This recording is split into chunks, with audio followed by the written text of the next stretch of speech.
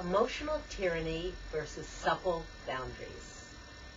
Emotional tyrants believe they are right to the point of demanding conversion from their partners, furthering a climate of potential conflict.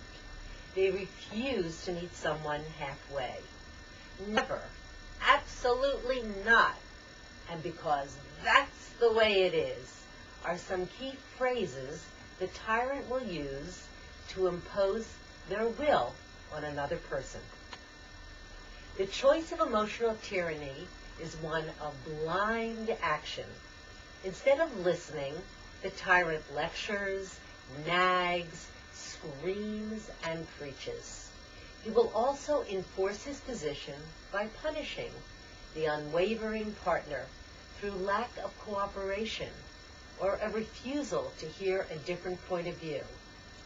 By not taking into account the other person's position, the emotional tyrant denies the relationship the chance of a fully cooperative partnership.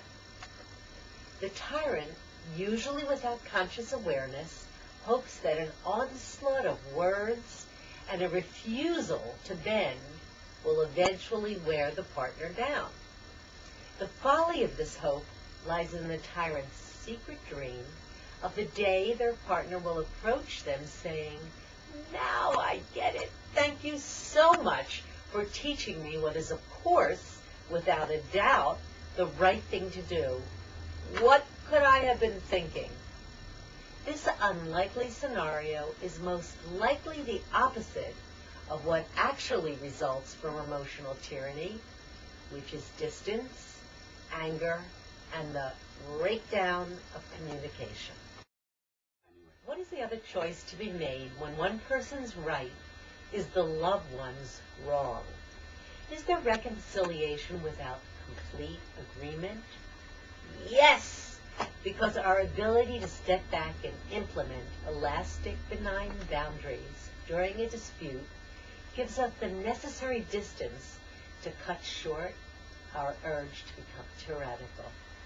Refusing to engage in emotional tyranny is, for those who are susceptible to it, a conscious effort to stay flexible and emotionally supple. Just as a healthy tree bends in the wind, personal integrity prevents us from becoming brittle. Examples of the language of emotional tyranny.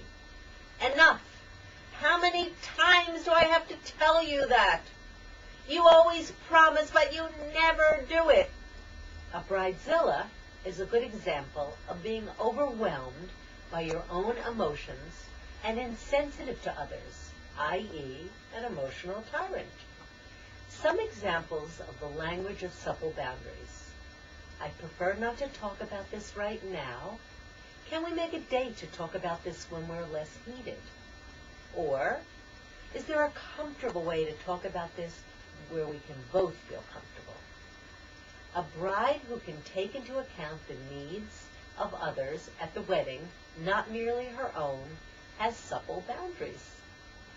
Insisting we are right and not entertaining the possibility that another person's point of view is valid is a shot to the heart of an integrated partnership. Emotional tyranny throws up barriers and simultaneously tramples bridge-building boundaries. It is only through the recognition of one's tyranny and subsequent efforts to establish boundaries that the cycle can be broken. Here are some steps you can take when you feel emotionally overwhelmed. 1. Take a deep, cleansing breath.